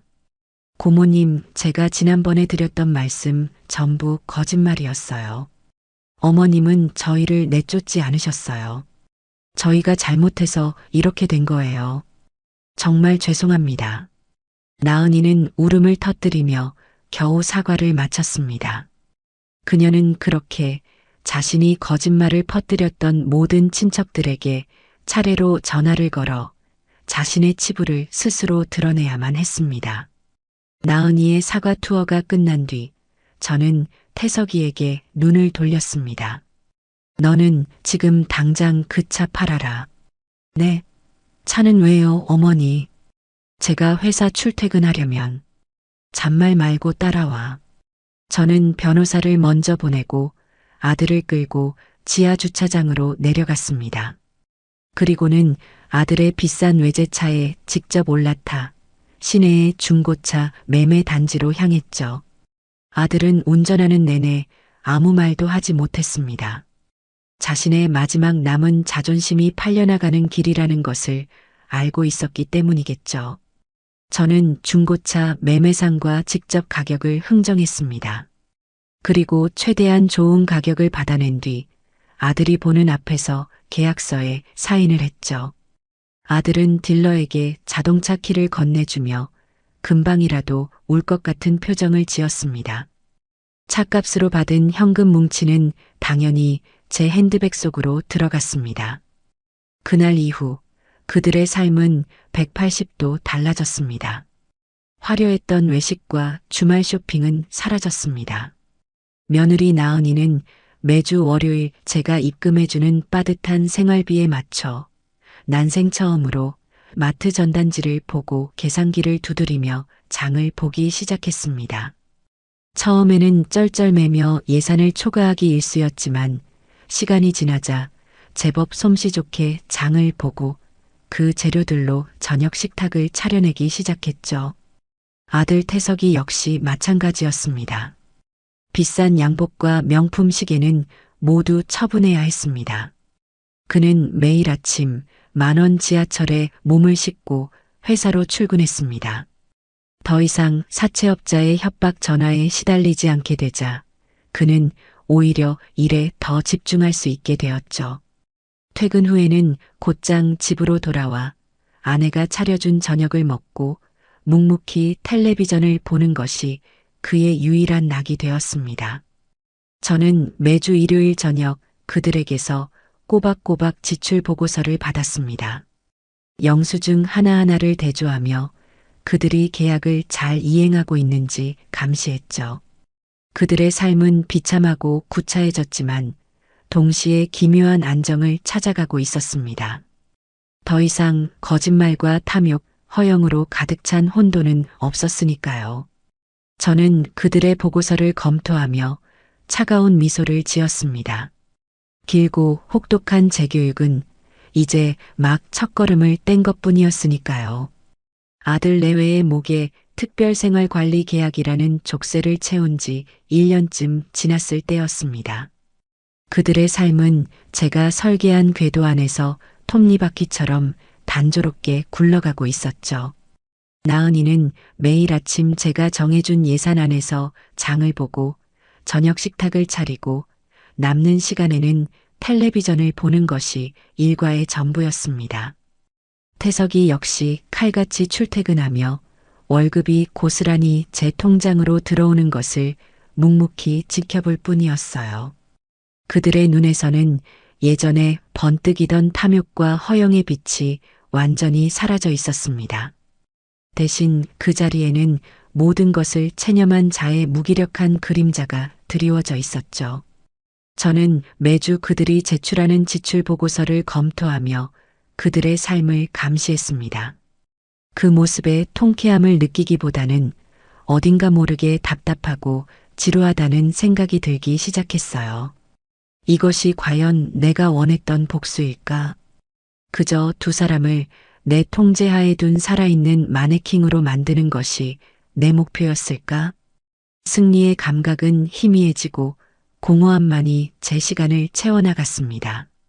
수백억 자산가의 삶이라는 것도 별게 아니었습니다.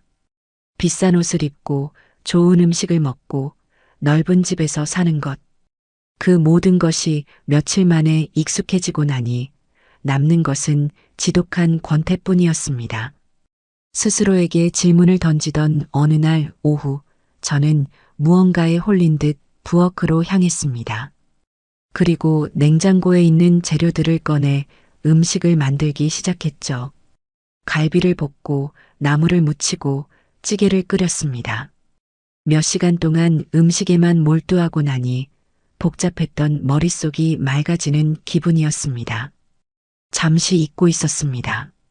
제가 평생을 해왔고 가장 잘할 수 있는 것이 바로 이것이라는 사실을요. 제 손에는 수십 년의 세월이 녹아든 그 누구도 흉내낼 수 없는 손맛이라는 자산이 있었습니다. 그런데 저는 지금 이 귀한 자산을 그저 며느리가 제출하는 영수증 쪼가리나 들여다보며 썩히고 있었던 겁니다. 그 순간 제 머릿속에서 무언가 번쩍하고 터지는 듯 했습니다. 남은 인생을 이렇게 무기력하게 보내고 싶지 않았어요. 누군가를 통제하고 감시하는데 허비하고 싶지 않았습니다. 저 역시 새로운 일을 시작하고 싶다는 강렬한 욕망이 솟구쳤습니다. 내 손으로, 내 힘으로 무에서 유를 창조하는 진짜배기 내 사업을 말입니다. 저는 곧바로 최미래 소장에게 전화를 걸었습니다. 최 소장님, 저 김옥경입니다. 저에게 새로운 임무를 하나 맡아주셔야겠습니다. 네, 사모님. 말씀만 하십시오. 강남이나 서초 일대에서 유동인구가 가장 많은 곳으로 상가 점포를 하나 알아봐 주십시오. 임대가 아니라 아예 통째로 살 수 있는 매물이면 더 좋습니다. 최 소장은 잠시 놀라는 듯 했지만 이내 제 의도를 파악하고는 유능하게 움직이기 시작했습니다. 며칠 뒤 그녀에게서 연락이 왔고 저와 최 소장은 본격적인 사냥에 나섰습니다. 우리는 며칠에 걸쳐 강남 일대의 수많은 상가 매물을 보러 다녔습니다. 첫 번째 매물은 강남역 근처의 번듯한 신축 건물 1층이었습니다. 통유리로 되어 있어 겉보기에는 아주 훌륭했죠. 하지만 저는 고개를 저었습니다. 여기는 안 되겠어요. 유동인구는 많지만 전부 젊은 사람들이 스쳐 지나가는 곳이야. 내가 하려는 사업과는 맞지 않아. 두 번째 매물은 대치동 학원가의 작은 가게였습니다. 최 소장, 여기는 학생들이 많아서 분식집이나 할 자리지. 내가 하려는 프리미엄 반찬 가게가 들어설 자리는 아니에요. 저는 까다롭게 매물을 검토했습니다. 최 소장은 그런 저를 보며 혀를 내둘렀죠. 사모님, 꼭 부동산 전문가 같으세요. 상권을 분석하는 눈이 보통이 아니십니다. 평생 시장에서 장사하고 식당이란 짬이 어디 가겠어요. 그렇게 며칠을 더 돌아다닌 끝에 우리는 마침내 완벽한 장소를 찾아냈습니다. 바로 압구정의 아파트 단지들이 밀집한 지역의 대로변에 위치한 낡고 허름한 2층짜리 상가 건물이었습니다. 건물은 낡았지만 그 위치는 그야말로 황금알을 낳는 거위와도 같았죠. 바로 여기다. 저는 그 건물을 보는 순간 직감했습니다. 최 소장도 제 의견에 동의했죠. 사모님, 안목이 대단하십니다. 이 건물, 겉은 허름해도 땅값이 어마어마한 곳입니다. 이 동네 부유층 주부들이 장을 보러 나오는 길목이거든요. 문제는 건물 주인이었죠. 그는 수십 년간 그곳에서 슈퍼마켓을 운영해온 고집불통 노인이었습니다. 최 소장이 조심스럽게 매매 의사를 타진했지만 그는 팔 생각이 없다며 단칼에 거절했습니다. 하지만 저는 물러서지 않았습니다. 그날부터 저는 매일같이 그 슈퍼마켓을 찾아갔습니다. 물건을 사는 척하며 노인의 말벗이 되어주고 그의 가게 일을 도와주기도 했죠. 그렇게 한 달쯤 지났을 때 노인은 제게 조금씩 마음을 열기 시작했습니다. 저는 그때를 놓치지 않고 제 진심을 털어놓았습니다. 사장님, 저는 이 건물을 사서 투기를 하려는 게 아닙니다. 제 남은 인생을 걸고 제 이름을 건 가게를 열고 싶습니다.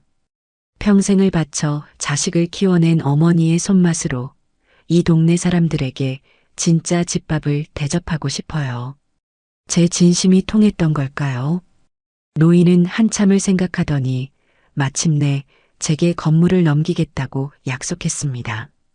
저는 그 자리에서 시세보다 훨씬 더 두둑한 금액을 현금으로 지불하고 그 건물의 새로운 주인이 되었습니다. 건물주가 된 것입니다.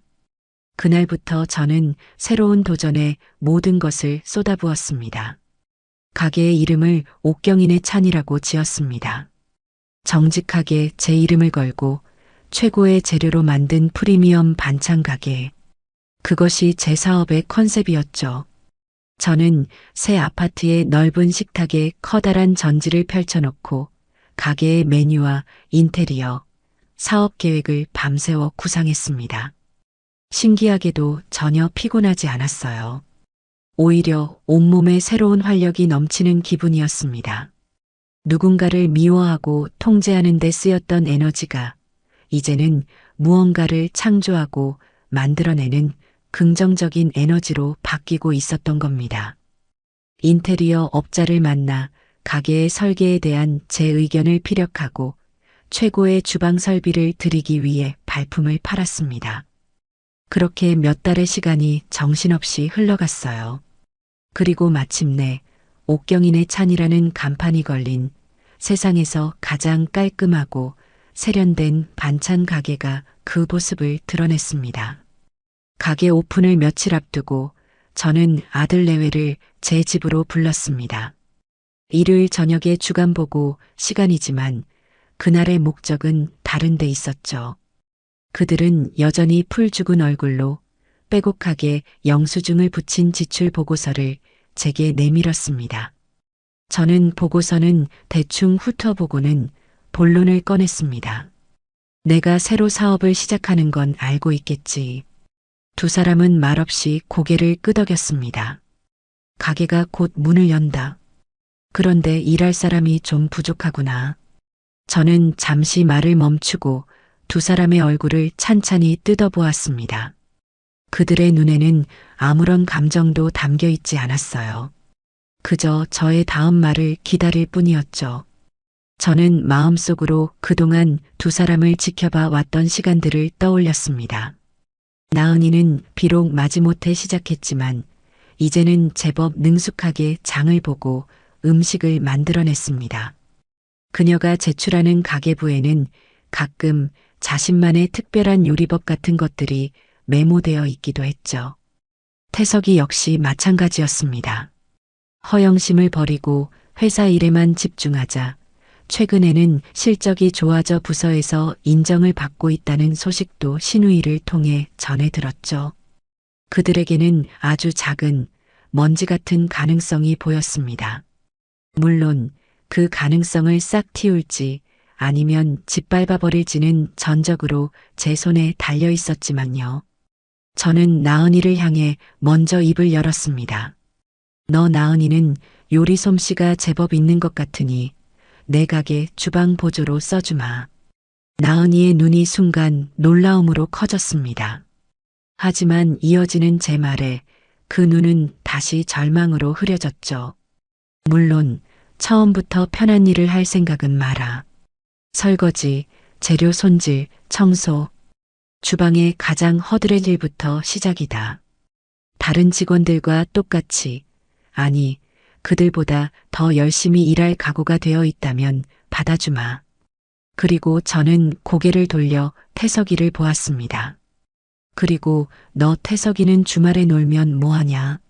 너의 그 비싼 차는 팔아버렸지만 오토바이 면허는 있겠지. 우리 가게 배달 일이나 해라. 주문이 많을 테니 꽤 바쁠 거다. 제 제안은 제안의 형태를 띤 명령이었습니다. 그것은 또한 두 사람에게 던지는 마지막 시험이기도 했죠.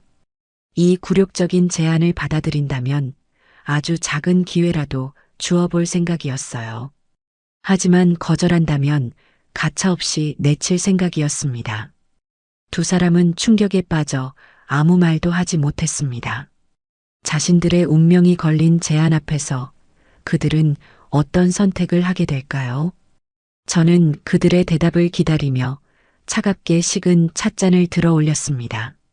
제가 던진 제안에 아들 내외는 한동안 아무 말도 하지 못했습니다. 그들의 얼굴에는 당혹감, 굴욕감, 그리고 아주 약간의 희망이 복잡하게 뒤섞여 있었죠. 자신들의 의지와는 상관없이 이미 자신들의 노동력이 흥정의 대상이 되고 있다는 사실을 받아들이기 힘들었을 겁니다. 제가 그들에게서 경제적 자유를 빼앗은 것도 모자라 이제는 그들의 남은 시간과 육체마저 제 사업의 부속품으로 쓰겠다고 선언한 셈이니까요. 저는 그들에게 생각할 시간을 주었습니다. 그 침묵의 시간 동안 저는 그들의 마음속에서 벌어지고 있을 치열한 싸움을 상상했습니다. 구차한 자존심을 지킬 것인가 아니면 이 굴욕적인 기회라도 붙잡을 것인가. 어쩌면 이것이 제가 파놓은 또 다른 함정일지도 모른다고 의심하고 있을지도 모르죠. 다음 날 저녁 두 사람은 약속이나 한 듯 저를 찾아왔습니다. 그리고는 제 앞에 나란히 서서 깊이 고개를 숙였죠. 어머니, 아니 사장님. 저희 일하게 해주세요. 나은이가 먼저 입을 열었습니다. 그녀의 목소리는 작게 떨리고 있었지만 그 안에는 지난 1년간 찾아볼 수 없었던 단단한 결심 같은 것이 느껴졌습니다. 태석이도 아내의 옆에서 말없이 고개를 끄덕였습니다. 저는 그들의 대답에 만족하며 짧게 말했습니다. 좋다. 내일부터 당장 출근하도록 해라. 지각할 생각은 꿈도 꾸지 마라. 그렇게 옥경이네 찬에서의 첫날이 밝았습니다. 저는 두 사람을 다른 직원들과 똑같이 대했습니다. 아니, 오히려 더 엄격하게 대했죠. 저는 모든 직원이 보는 앞에서 두 사람을 하대하듯 대하며 사장과 직원이라는 관계를 명확히 했습니다. 나은이는 제 말대로 가게의 가장 구석진 곳에 있는 개수대 앞에 서서 산더미처럼 쌓인 양파와 감자를 까야 했습니다. 그녀의 옆에서는 저보다 나이가 어린 주방 참모들이 능숙하게 칼질을 하며 그녀를 흘깃거렸죠. 그들의 시선 속에는 저 사람이 사장님 며느리라며? 그런데 왜 저기서 저러고 있대? 하는 호기심과 경멸이 뒤섞여 있었습니다. 한때는 백화점 VIP 라운지에서 커피를 마시던 그녀의 희고 고운 손은 이제 흙 묻은 감자를 씻고 매운 양파즙에 눈물을 흘리며 붉게 변해가고 있었습니다. 저는 CCTV가 설치된 제 사무실에서 묵묵히 자신의 일을 하는 나은이의 모습을 지켜보았습니다. 그녀의 표정에서는 어떤 감정도 읽을 수 없었어요. 그저 기계처럼 주어진 일을 해낼 뿐이었습니다. 태석이의 첫 주말 배달도 순탄치 않았습니다. 저는 그에게 중고 배달용 오토바이 한 대를 사주며 말했습니다. 기름값은 너의 용돈에서 알아서 해결해라. 배달 하나라도 늦거나 잘못된 곳으로 가면 그날 일당은 없는 줄 알아라. 태석이는 헬멧을 쓰고 옥경이네 찬이라는 로고가 박힌 조끼를 입고 배달에 나섰습니다. 하필이면 첫 배달지가 그의 대학 동창이 사는 압구정의 고급 아파트였어요. 엘리베이터 앞에서 마주친 친구는 배달 조끼를 입은 태석이를 보고는 경악을 금치 못했다고 합니다. 태석아, 너 여기서 뭐 하는 거야? 너 그 좋은 회사 다닌다며? 이게 무슨 꼴이야? 그냥 아르바이트 주말에 용돈이라도 벌려고. 태석이는 친구에게 제대로 된 설명도 하지 못하고 음식이 담긴 봉투만 건네준 채 도망치듯 빠져나왔다고 해요. 그날 저녁 태석이는 평소보다 더 깊이 고개를 숙이고 있었습니다. 저는 그에게 아무 말도 하지 않았습니다. 그 굴욕감은 온전히 그가 감당해야 할 몫이었으니까요. 자신의 어리석은 선택이 어떤 결과를 낳았는지 온몸으로 뼛속까지 느끼게 해주고 싶었습니다. 시간이 약이었을까요? 아니면 벼랑 끝에 선 절박함 때문이었을까요? 두 사람은 생각보다 빠르게 새로운 역할에 적응해 나가기 시작했습니다. 나은이는 처음에는 서툴렀지만 점차 주방 일에 재능을 보이기 시작했어요. 그녀의 칼질은 날이 갈수록 정교해졌고 재료를 손질하는 속도도 다른 직원들을 따라잡았습니다. 무엇보다 그녀에게는 타고난 미각이 있었습니다. 그녀는 제가 만든 레시피를 단 한 번에 완벽하게 재현해냈고 때로는 자신만의 방식으로 더 나은 맛을 만들어내기도 했죠. 어느 날 주방장이 새로운 나물 무침의 간이 잘 맞지 않아 끙끙대고 있을 때였습니다. 옆에서 묵묵히 설거지를 하던 나은이가 조심스럽게 말했죠. 실장님, 거기에 설탕 대신 매실액을 조금 더 넣고 마지막에 들기름을 살짝만 둘러보면 어떨까요? 그리고 소금 간을 하기 전에 멸치 액젓을 아주 조금만 넣어서 감칠맛을 더해주면 좋을 것 같습니다. 주방장은 코웃음 치며 그녀를 무시했지만 다른 방법이 없자 속는 셈 치고 그녀의 말대로 해보았습니다. 그러자 놀랍게도 밋밋했던 나물 맛이 훨씬 더 깊고 풍부해졌습니다. 그날 이후 주방장은 나은이를 더 이상 무시하지 않았습니다. 오히려 새로운 메뉴를 개발할 때면 슬쩍 그녀의 의견을 묻기도 했죠. 저는 그 모든 과정을 제 사무실에서 조용히 지켜보았습니다. 나은이는 이제 더 이상 사장 아들의 아내가 아니라 주방의 실력자로서 자신의 자리를 만들어가고 있었습니다. 태석이에게도 변화가 찾아왔습니다. 처음에는 굴욕감에 고개를 들지 못하던 그는 점차 배달 일에 익숙해졌습니다. 그는 예전 회사에서 익혔던 기획력을 엉뚱한 곳에 발휘하기 시작했어요. 여러 주문이 들어오면 그는 지도를 펼쳐놓고 가장 효율적인 배달 동선을 짜냈습니다. 덕분에 배달 시간은 단축되었고 음식은 따뜻한 상태로 고객에게 전달될 수 있었죠. 한 번은 VIP 고객의 대량 주문이 들어왔는데 하필 폭우가 쏟아져 다른 배달원들이 모두 배달을 꺼려하는 상황이 벌어졌습니다. 그때 태석이가 자원해서 나섰습니다. 그는 비를 흠뻑 맞으면서도 약속된 시간 안에 모든 음식을 완벽하게 배달해냈죠. 고객은 그의 성실함에 크게 감동하여 본사로 직접 전화를 걸어 칭찬을 아끼지 않았습니다. 가게 매니저는 저에게 그 사실을 보고하며 태석이를 다시 보게 되었다고 말했습니다.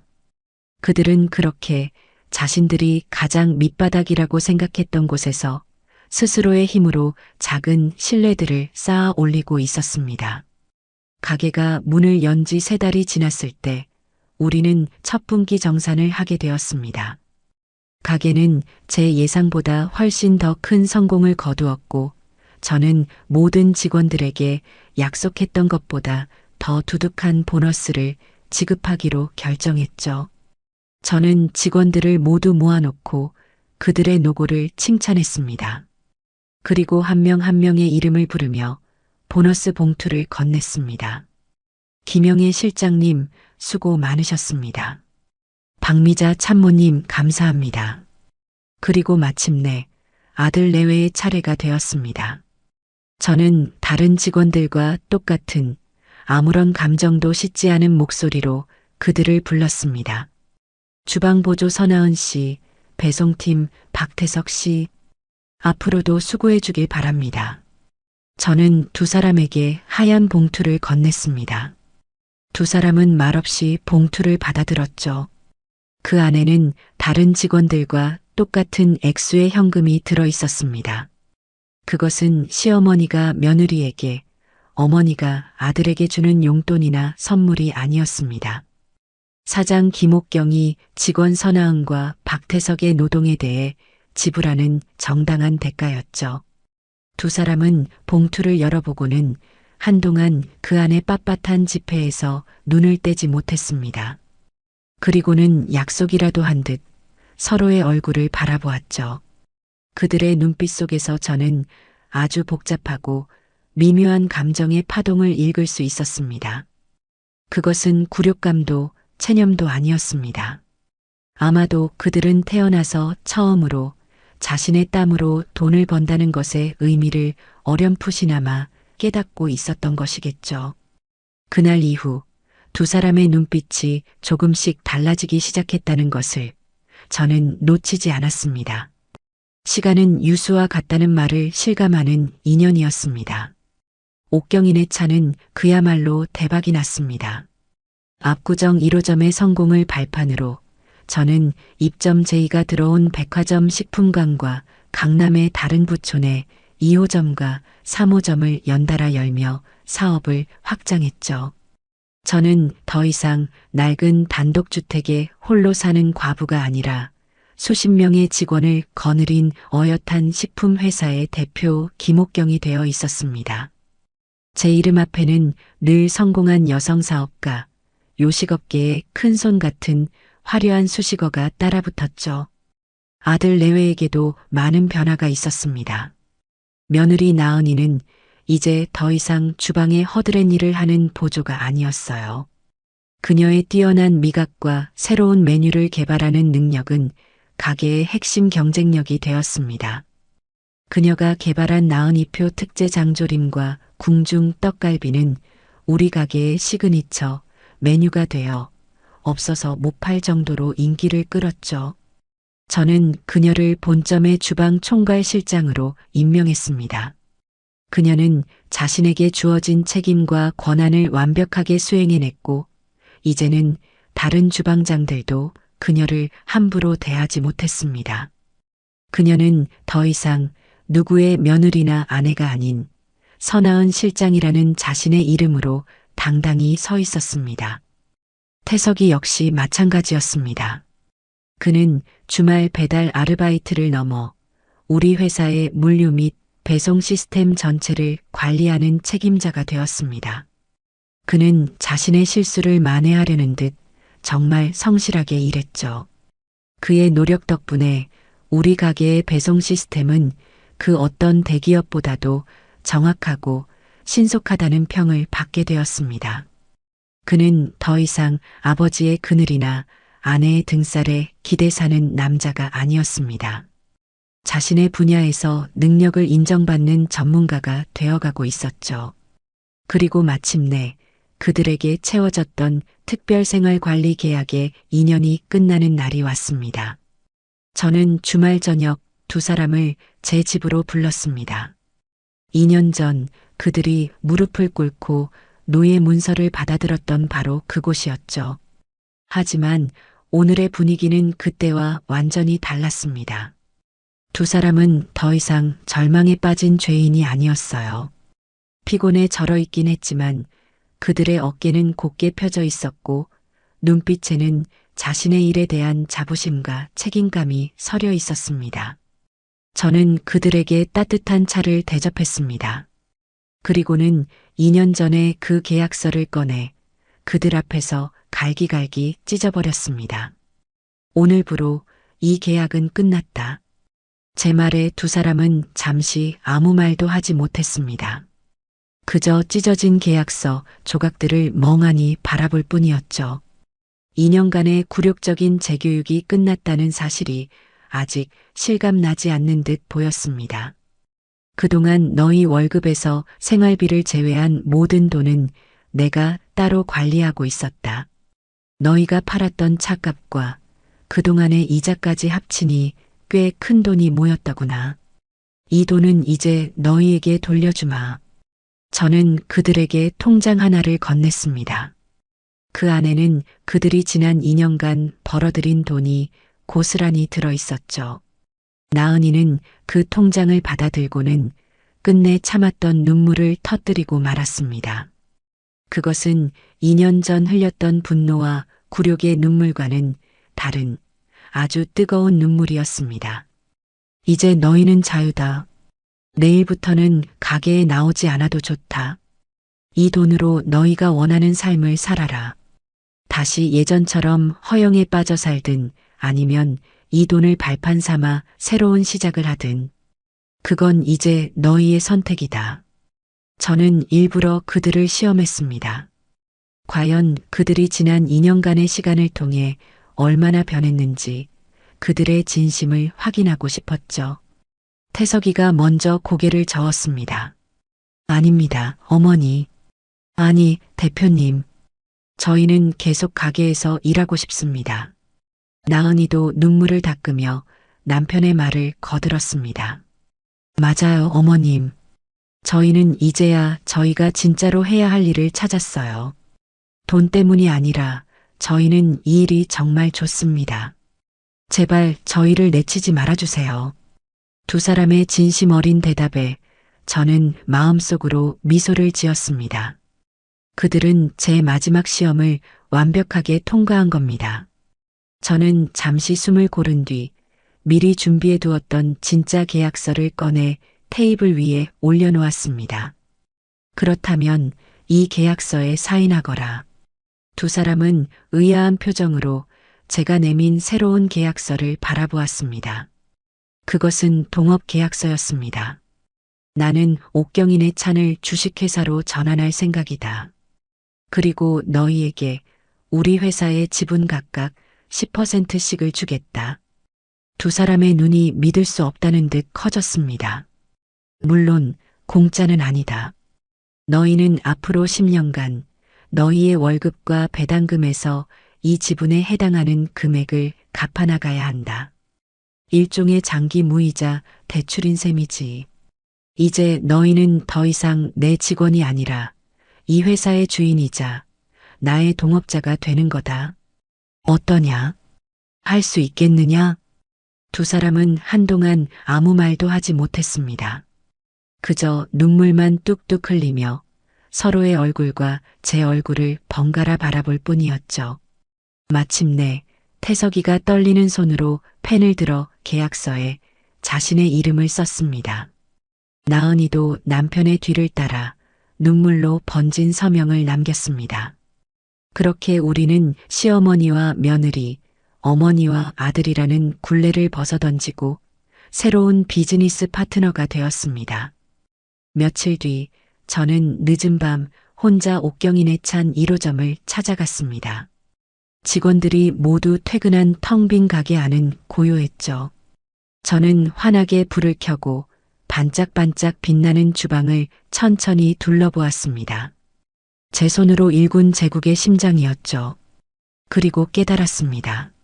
며느리가 족쇄라고 불렀던 그 집은 사실 저에게도 족쇄였을지 모릅니다. 남편과의 추억, 과거의 영광이라는 이름의 족쇄. 저는 그 족쇄에 갇혀 남은 인생을 그저 현상 유지하며 살아갈 뻔했습니다. 하지만 며느리의 그 잔인한 한마디가 저를 묶고 있던 모든 것을 끊어내고 새로운 세상으로 나아가게 만든 것이죠. 제가 아들 내외에게 물려준 진짜 유산은 낡은 집이나 거액의 현금이 아니었습니다. 그것은 자신의 두 발로 땅을 딛고 일어설 수 있는 힘, 땀의 가치, 그리고 스스로의 인생을 책임지는 법이었죠. 저는 그들에게서 탐욕과 허영이라는 족쇄를 풀어주었고 그 과정에서 저 역시 과거라는 족쇄에서 완벽하게 해방되었습니다.